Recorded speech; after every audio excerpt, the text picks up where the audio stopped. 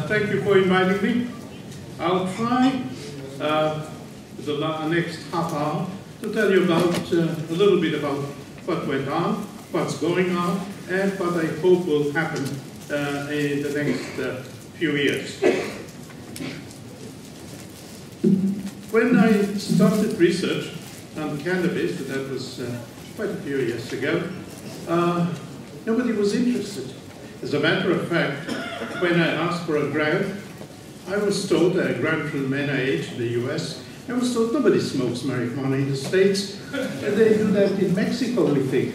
If you have something more relevant, kindly let us know. Well, they changed their minds shortly afterwards. Somebody important, maybe a senator, had asked him, what does marijuana do? His son was caught smoking pot, and he wanted to know whether it destroys his mind or something. And they didn't have a single grant, they didn't know anything about marijuana. So they came over to Jerusalem at that time and took the THC we had isolated and elucidated the structure. I think they smuggled it back because they didn't have a license to do that, and for the next few years, most of the work on THC in the States was done with material that was apparently smuggled. Things have changed. Nature, one of the major scientific journals in the world, had a few reviews, and this is from our review, and they put on the first thing, a brain from which cannabis comes out. And the reason for that is, in the next slide, a few scientists at NIH, and NIH does a lot of research on cannabis nowadays, they wrote that modulating the endocannabinoid activity may have therapeutic potential in almost all diseases affecting humans. And they give a lot of examples. Now, this is a very, very strong statement. I don't know of any other biochemical system that is involved in almost all diseases affecting humans. And while it may not be 100% true, it is close to the truth. And I'll try to explain why and how this happens. But let's start a few years back in my area of the world, Assyria. We have a lot of documents led from that time. They wrote a lot of that on stone and so on. They used cannabis for essentially all those things that we use cannabis. They said that they had a name, ganzigunu, that's the drug that takes away the mind. It's not a bad definition, but they thought. There was the azalu of the same plant, which was used as a medicine, apparently for neurological diseases. We're not so sure. And they also use it in their religious rites. So cannabis, as we all know, has been used more or less over the next couple of thousand years. And I'll just give another example. Dr. Russell Reynolds, who was the physician of Queen Victoria in England, used to import cannabis from India. European cannabis was not good enough for him because she had migraines. And he didn't write that in his paper, but it was obvious because she was the only patient he had. For the relief of certain kinds of pain, I believe there is no more useful medicine than cannabis. Then a lot of research started. The middle of this century we were involved, and I would like to separate the research that has been going on in three phases. The first one is the phytochemistry, namely the chemistry of the plant. Now, most of the people that are involved in cannabis are involved in the phytocannabinoid research on the materials, the compounds that the plant produces. But this is these are things that we learned and described, tried to investigate about 30 years ago. Since then, things have been happening. First of all, the endocannabinoid research, namely research on the compounds and the cannabinoids that we make that all mammalians do. And this was more or less completed about 10 years ago. And since then we have gone into the third phase of cannabinoid research. And this is compounds that are more or less the same as the compounds we produce, but they have different effects. So we have a whole system, a lot of compounds that are very, very much involved in our physiology. And while now, at the moment, most people are interested in cannabidiol and THC, chances are, as it happened with cannabidiol, where it had to wait for about 30 years, chances are that in a meeting like that, in about 15 years from now, most of the talks will be under endogenous cannabinoids and under cannabinoids that have more or less the same structure, but have different effects. So let me try to go into the three phases of research that I'm speaking about. Those of you who haven't forgotten their high school chemistry, these are some of the compounds that are present in cannabis, and we discovered most of them about 50 years ago, 40 years ago. And all of them are more or less the same. The right-hand side is exactly the same. There have been some differences discovered since, but more or less the same. On the left-hand side are the changes. And we have today more than 100 compounds of this type. But the two compounds that most people have been interested in are, of course, cannabidiol. And we described the structure of cannabidiol way back in 1963. And we isolated, I believe for the first time in pure form, the active compound, THC, and elucidated the structure, later synthesized it. So these two compounds have been, of course, the center of interest. And those of you who are involved in cannabis, whether it's in research or in the industrial or commercial aspects, deal mostly with these two compounds. But these compounds are not natural products. The natural products are their acids. The plant makes THC acid, cannabidiol acid.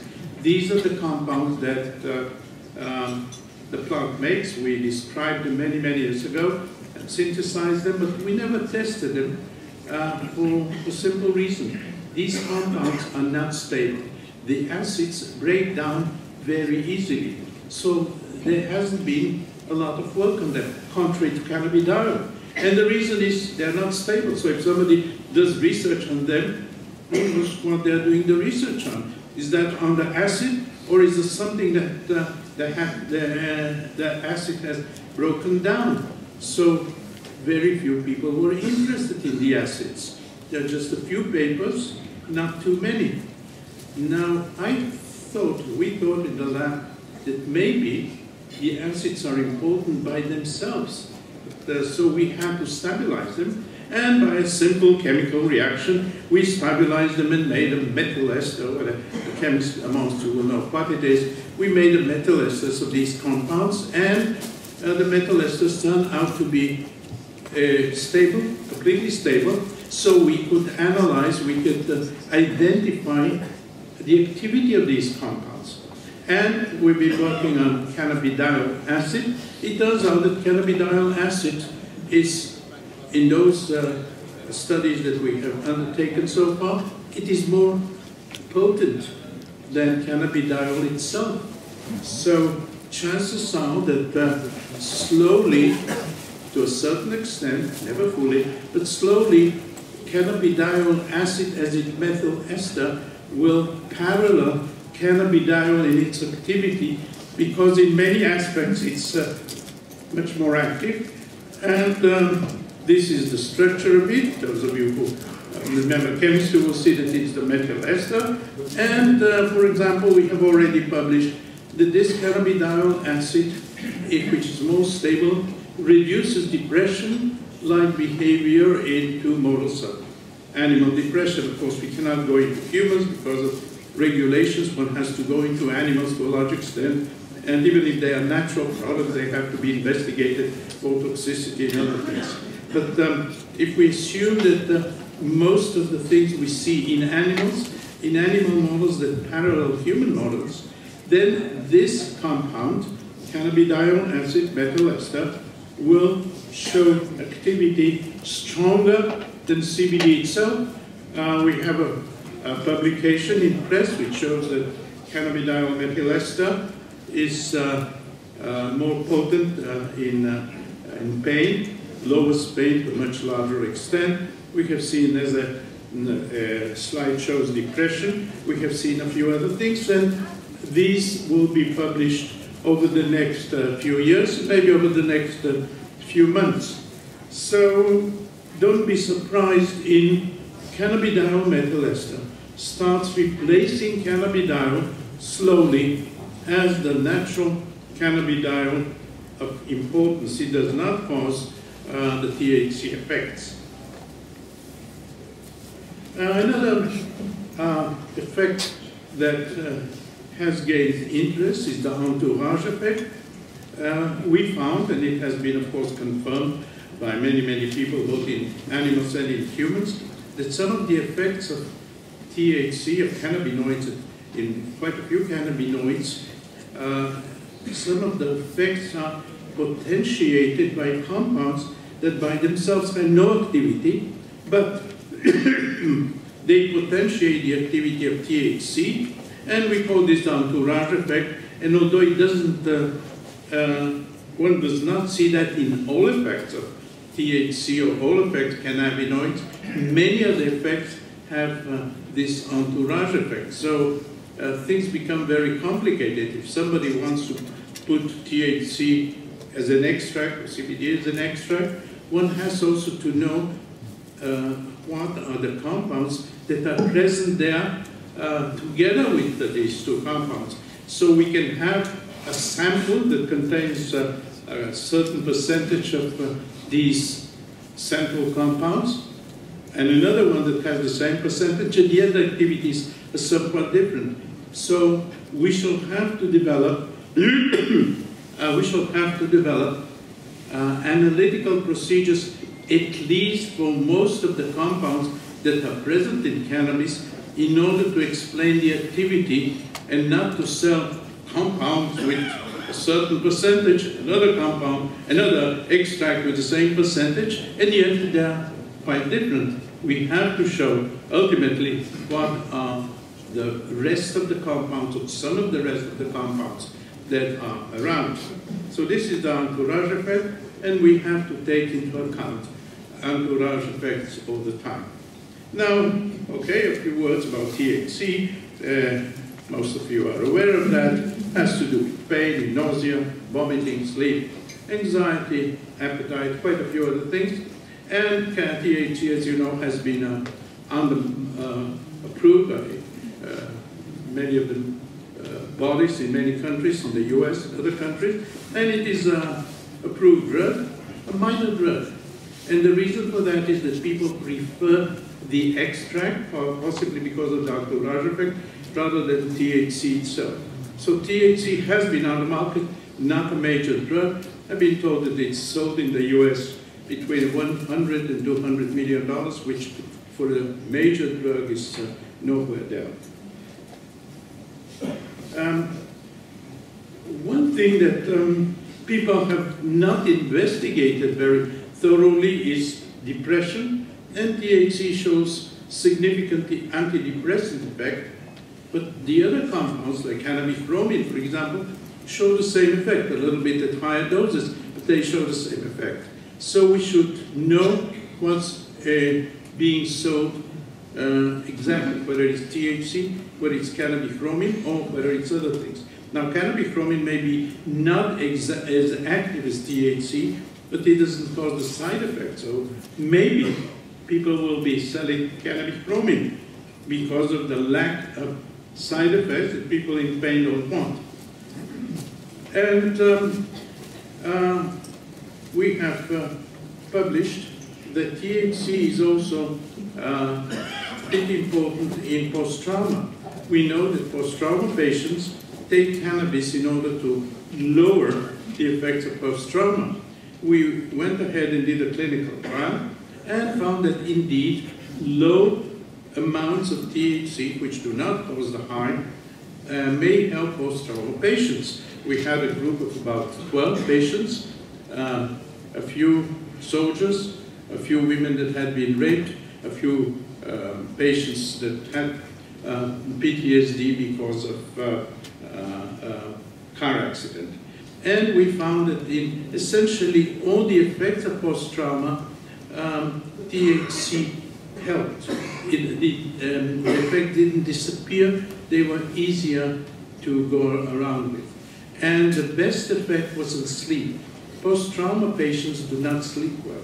They're afraid to go to sleep because in the middle of the night they wake up with a trauma happening again. And that's why they are afraid to go to sleep and they don't sleep well. Well, we found that with THC, low doses, they sleep much better. And this is one of the reasons post-trauma patients do take cannabis. But let's go on with the cannabidiol actions. And of course, I'll start with epilepsy because it has been approved. Now, this is a paper you can see that we published 1980, which is almost 40 years ago. We found, this was in collaboration with colleagues and friends in South America, we found in animals, as was previously noted in the literature for 2,000 years, that cannabis would send epilepsy. So we looked at cannabidiol, first in animals and then went to humans. We did that on about 12 patients or 15 patients, and we saw that in most of the patients it affected positively the epilepsy. Most of them had very few attacks, a few had much less attacks, and only one was not affected. So we published that, and we thought that maybe it will be used, that people will do larger trials, and it will be introduced as a drug. Nothing happened for almost 30 years.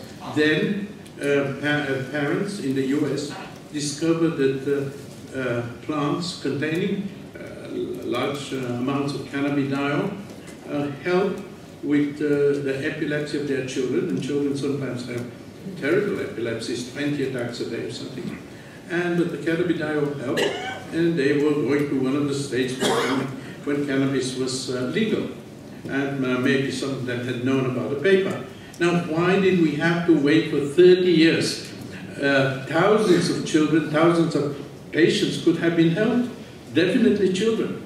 But because of possibly legal problems, possibly of other problems, nobody had taken up the information that was in the literature. Now, once parents saw that cannabis with a lot of cannabidiol helps, there was pressure on the US authorities, and a big trial was approved. In the US, it's very difficult to get clinical trials with cannabis, but this one was approved because of social pressure, and it turned out to be extremely positive. It paralleled what we did, but it was done in children. It was done in hundreds of children, and now cannabidiol, under the name of Epidiolex, is approved as a drug in epilepsy. Why wasn't that done 30 years ago?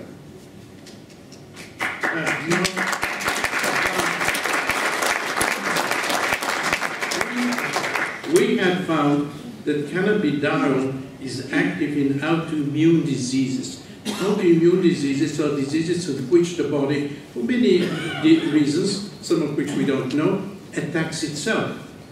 And there are a lot of autoimmune diseases. Now, a disease which is close to the autoimmune diseases is the graft versus host disease. Sometimes in cancer patients, the bone marrow has to be replaced. And when the bone marrow is replaced, the body doesn't like it, and it may attack it. And the bone marrow itself may attack the body. And the patient suffers, sometimes suffers very, very much. But this is essentially autoimmune reaction. So a colleague of mine, Dr. Mechoulam, went ahead, it's a collaboration we had, went ahead and started giving pure cannabidiol to patients with graft versus host disease, and he was very glad to note that, yes, in most of the patients which had a relatively mild disease, and this is called a 2 to 4 grade disease, 40% previously had graft versus host disease. When they were taking cannabidiol, this went down to 12%. Those that had real bad disease, GVHD, which was previously 10%, and a few even died, went down to about 5%. So here we have a drug, cannabidiol, which can be used in this anti-cancer treatment. And it is being developed as a drug. A company is going ahead with the CBD and GVHD, and I think it's now in phase 2, and chances are it will be in phase 3 shortly. So let's hope that within a year or two we shall have a drug, CBD, as a potent GVH drug, which there are no other drugs at the moment.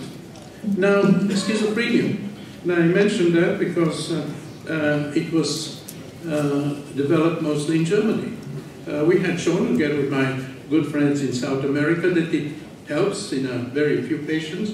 We published that many years ago. We had given CBD to a young woman who had terrible schizophrenia, and it helped her over 3 months. And Lebeke in Germany decided to go ahead, and he made a relatively larger trial, and he gave it to patients that nothing was helping them anymore, schizophrenic patients, and he found that CBD was an excellent drug. He compared it to one of the drugs that are already being used, amisulpride, and this drug, which is a good drug, has side effects. Now, cannabidiol and the drugs that are already being used have the same activity, except that cannabidiol causes no side effects. Many schizophrenic patients don't want to take the anti-schizophrenic drugs because of the side effects. Chances are that cannabidiol can replace these drugs. Unfortunately, the amounts of cannabidiol are very high, about 800 milligrams per day. That's quite high. But maybe, just maybe, with the new drugs that I was telling you about, Mechoulam, we can go down to much lower doses. So these are developments that we shall see in the future. But I hope that even now, schizophrenic patients will be administered cannabidiol. The amounts are very high, about 800 milligrams a day, but it is definitely worth it. And chances are that cannabidiol will be approved as a drug against schizophrenia. I'm not sure that it is approved in any country at the moment. I know that in Israel it is being discussed. We're having a meeting next week with the heads of the Ministry of Health, and I'm trying to push cannabidiol as an anti-schizophrenic drug. This is what I was telling you about, that cannabidiol was compared to amisulpride, and it also causes some of the, it's better in some of the side effects. It causes less weight gain, it causes no changes in estrogen and testosterone, and it causes a lot of the different effect that the unpleasant effect that the present drug amisulpride is causing. So we have probably, well, I believe that we shall have cannabidiol as anti-schizophrenic drug within the next year or two. And these are some of the symptoms that the present drug causes. It may cause muscle spasms, can cause slowness of movement, tremor, and some other unpleasant times. Now, one thing, another disease that we've been working on is diabetes type 1. Again, it is an autoimmune disease. The body, for reasons that we don't know, attacks those cells that produce insulin. And the patient, usually that's seen in children, so diabetes type 1 is a pediatric disease. These children don't have enough insulin and they're sick, sometimes very sick. We found that cannabidiol is extremely helpful, and in animals at least, we have not done that in humans, we don't have the permits yet. We have seen that in animals, only 5% of the cells that produce insulin remain intact. Those that are given cannabidiol, we see that 77% of the cells that produce insulin remain intact. So here we have a major improvement. And unfortunately, although we published that quite a few years ago, this disease has not been, or this treatment for the disease has not been looked into in humans. Why? We can't do everything, and apparently very few people are interested, although it is a major disease, and a disease from which quite a few, particularly children, suffer. So many of you has enough pressure in your countries to have a diabetes type 1 clinical trial with pure cannabidiol. Go ahead. Now, almost all drugs from natural products are sold not as the drugs themselves, but as a derivative. And the reason for that are, the reasons are quite a lot. First of all, on the natural product, the patent is not very strong, and by making a small derivative, a chemical derivative, usually one can get more potent compounds, and compounds that are better from in many ways. For example, today you cannot buy insulin, you cannot buy penicillin as such. You can buy a derivative of penicillin in a drugstore. Or let's go into cortisone, another major hormone. You cannot buy cortisone in a drugstore. You can buy derivatives of cortisone. And these derivatives may be sold about $5 or $6 billion a year. So chances are that cannabidiol, within the next few years, will be on the market as a derivative, not the cannabidiol itself, but as a derivative. And here is a derivative that we have published, and a company is developing it. And this derivative parallels the activity of CBD, but is somewhat more potent. So chances are that in the near future, or the distant future, we shall have both cannabidiol and cannabidiol derivatives. Now, let me go into the phase 2 of cannabis research. And this is a compound that we make ourselves. For many reasons, and some of the reasons we brought into the literature, it was obvious that cannabidiol acts on something in the body, specifically, which may be a receptor. And so a group in the US found a receptor protein in the body that THC binds to it, and it starts all the reactions. So, but we don't have receptors because there is a plant out there. We have receptors because we make compounds that will stimulate these receptors. So we went ahead looking for compounds, and this receptor was found in all these places that you can see called basal ganglia, all these places that have to do with movement control and movement coordination and cognitive function, all these things that people know happen with THC. So this receptor was obviously important and central. So we started looking for the compounds that we make, or animals make, that activate and parallel the activity of THC. And after quite a lot of work, we found two compounds. One of them we call the anandamide, and the second one is known as 2-AG, which are chemically completely different, but have the same activity and the same activity as THC. You can see you've forgotten your chemistry, that these two compounds, anandamide and 2-AG, which animals produce and we produce, completely different chemically from THC. But they have the same physical properties. They are lipid. They dissolve only in lipids, not in water. They bind to the same receptor and so on. So anandamide and 2-AG have been discussed widely in the literature. There's thousands of publications on anandamide and 2-AG, and these compounds are central in the so-called endocannabinoid system, which consists of the receptor, the two of them, the two compounds, the enzymes that break down the compounds, these compounds, or help synthesize them, and of course THC and cannabidiol. So there has been a lot of theoretical work, or work that has very little relation to marketing and so on, for a simple reason.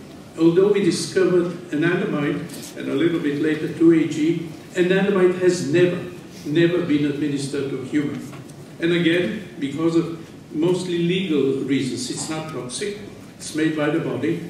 If we compare that with, let's say, insulin. Insulin was discovered 100 years ago, and in Canada, and within 6 months, it became a drug, or within a year, it became a drug. A very useful drug. Even today, people use insulin as a drug, more or less. Now, why anandamide, which has outstanding medical properties, never been used, legal reasons, patent problems, and so on. So this is strange, because we know in schizophrenia, for example, when cannabidiol is administered, the main effect is that anandamide concentrations go up. And if anandamide concentrations go up, maybe it is anandamide that's helping, not cannabidiol, but anandamide indirectly. There are many other diseases that anandamide has to do. So it's unbelievable, but it has never been given to a human. And now, in animals, it has been looked at the endocannabinoid system, and it has been found to be involved in a huge number of physiological effects, starting from anxiety and appetite, so on and so forth. We can see the mood, movement, stress. If I were to prepare a new slide, this is a slide of 2 years ago, I would have twice as many physiological things happening. So it is extremely important, and chances are that at some point anandamide, or a derivative of anandamide, will become a drug. I'll give you just 2 examples. Neuroprotection. We tried with a colleague of ours to see whether these compounds are involved in neuroprotection. And we tried that, of course, on animals. I don't believe that any of our friends would have volunteered to have some kind of brain attack, as we did on poor mice. And we saw that after such a, when they were given a small attack on the brain, not a very strong one, as a matter of fact, within a couple of weeks they went back to be completely normal. We saw that 2-AG, one of the 2 endocannabinoids, goes up tremendously. Now, is that because the brain being damaged didn't know what it was doing? Was that some kind of a protection? So we synthesized a lot of 2-AG and gave to animals, and compared to animals that not given 2-AG, and we saw that yes, the 2-AG, one of the endocannabinoids, is a potent protectant. If we get that to the people that know how to look at these things in the brain, and we saw that in the controls we had a certain amount of damage, the white part that you see. Those that were given 2-AG, the endocannabinoid, had 50% less. So probably at some point 2-AG will be developed as a drug against brain damage. There is no drug at the moment. Quite a few people get that kind of damage, and there is nothing to do with that. I mean, there are no drugs available today that can help. Now, one thing that has been found quite recently, again in South America, is that CB1 receptors are not only known to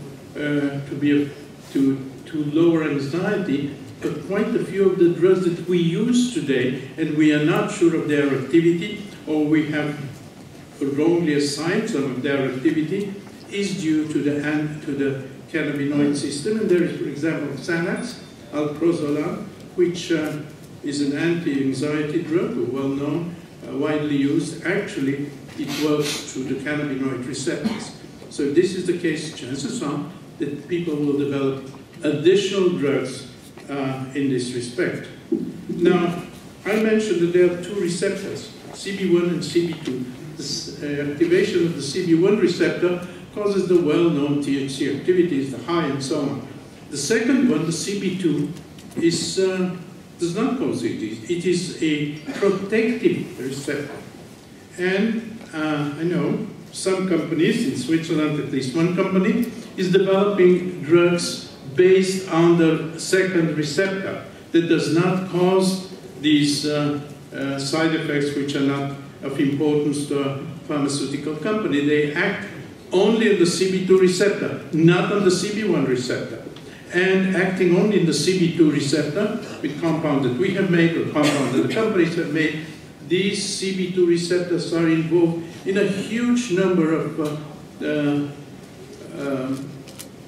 protective mechanisms in heart problems, in atherosclerosis, in pain, neurodegenerative diseases. Again, if these companies succeed in producing compounds and evaluating them, chances are that we shall have drugs that are not CBD, are not THC, but are based on CB2 receptors. But I don't have the time to go into that because people a long time here are compounds that are specifically acting on the CB2. And so this is a few words on the endogenous cannabinoid system, which is phase 2 of research.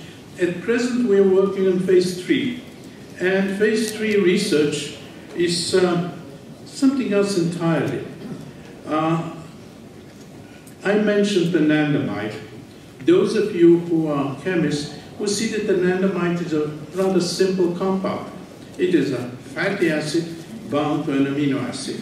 We have about 20 fatty acids and about 20 amino acids in our body.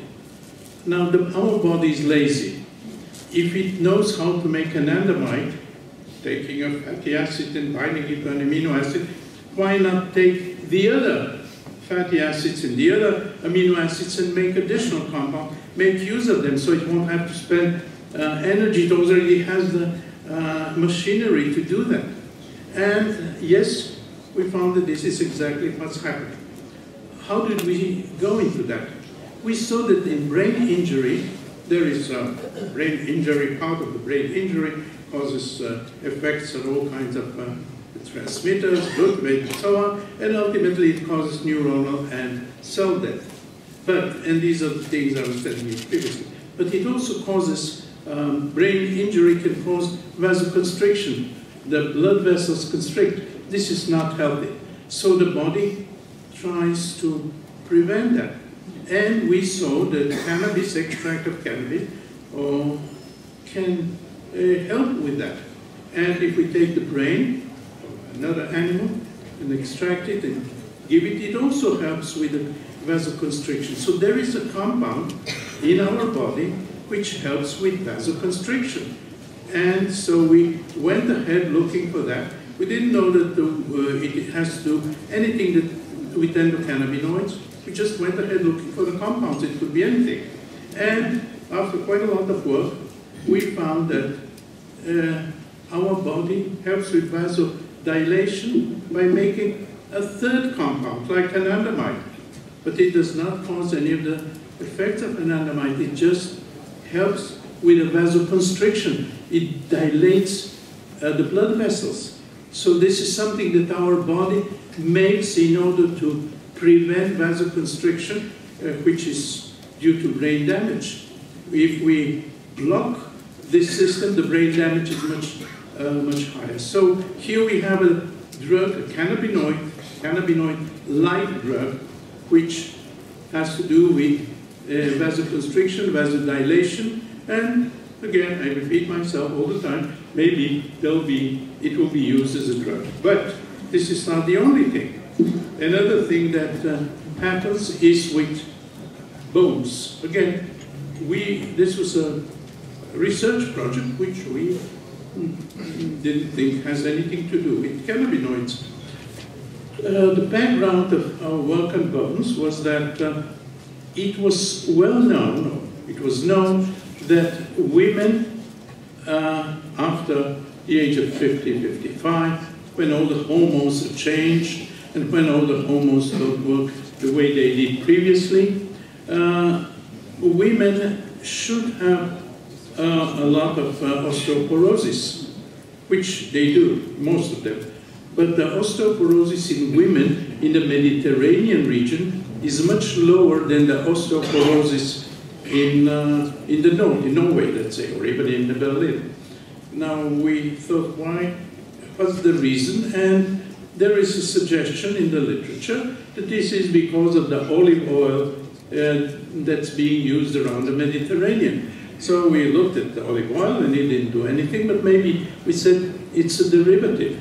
It's a derivative that our body makes, and we worked quite a lot on this project. And ultimately we found that yes, our body makes a compound which is closely related chemically to anandamide, which again is strange. We didn't expect anything like that. We thought that that's a completely different research problem.